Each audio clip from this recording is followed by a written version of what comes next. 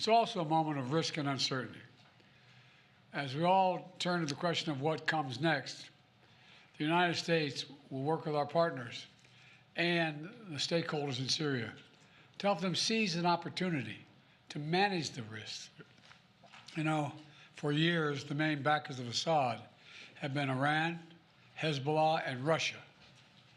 But over the last week, their support collapsed, all three of them, because all three of them are far weaker today than they were when I took office.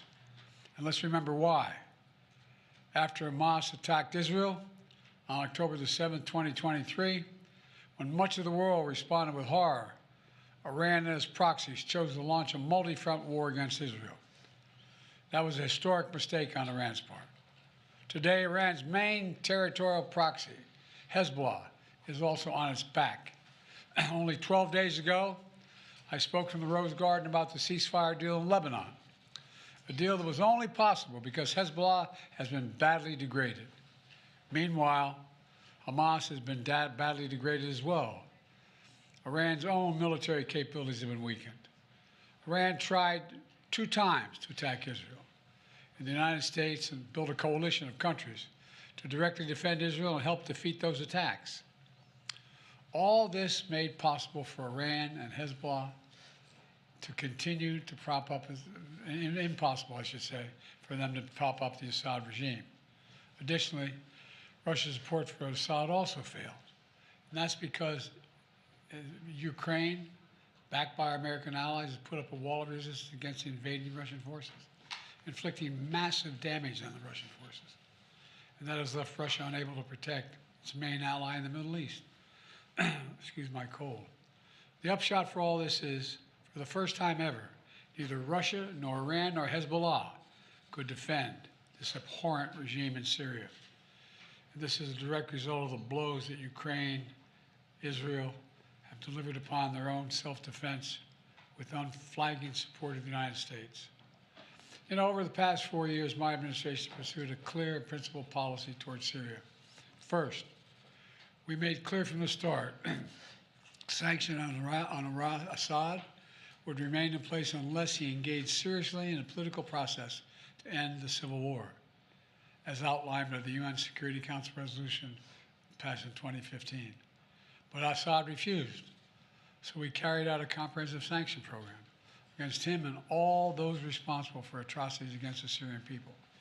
Second, we maintained our military presence in Syria, our counter-ISIS, to counter the support of local partners as well on the ground, their partners, never ceding an inch of territory, taking out leaders of ISIS, ensuring that ISIS can never establish a safe haven there again. Third, we've supported Israel's freedom of action against Iranian networks in Syria and against actors aligned with Iran who transported lethal aid to Lebanon. And when necessary, ordered the use of military force against Iranian networks to protect U.S. forces. Our approach has shifted the balance of power in the Middle East. Through this combination of support for our partners, sanctions, diplomacy, and targeted military force when necessary, we now see new opportunities opening up for the people of Syria and for the entire region. Looking ahead, the United States will do the following.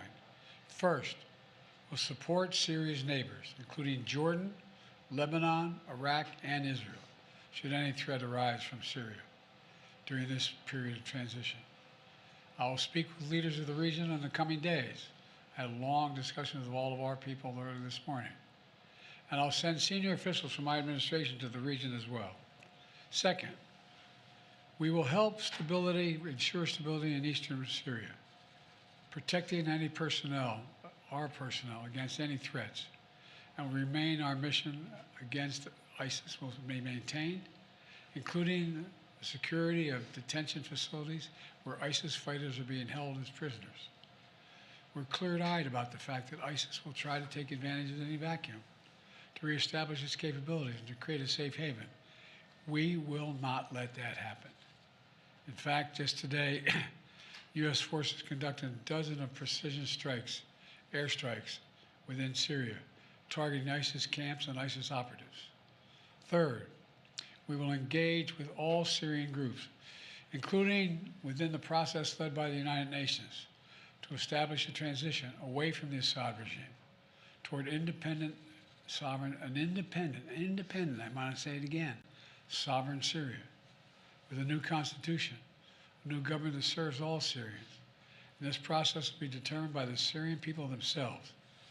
And the United States will do whatever we can to support them, including through humanitarian relief to help restore Syria after more than a decade of war and generations of brutality by the Assad family. And finally, we will remain vigilant.